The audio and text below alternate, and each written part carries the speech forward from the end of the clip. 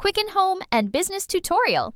In this Quicken tutorial video, I will cover how to set up your accounts, track business income and expenses, create and send invoices, and run reports. Start by opening Quicken and adding your financial accounts.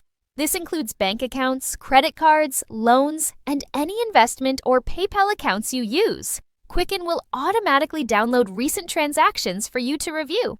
Next, categorize your transactions. This helps you track where your money is going.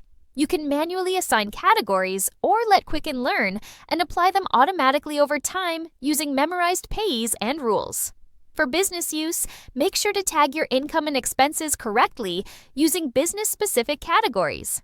You can also attach receipts or invoices to transactions for better organization and easy reference. To create invoices, go to the Business section and select Invoices. Enter the customer details, the services or products sold, and pricing. You can email the invoice directly from Quicken or print it out. When you're ready to review your financials, head to the Reports section.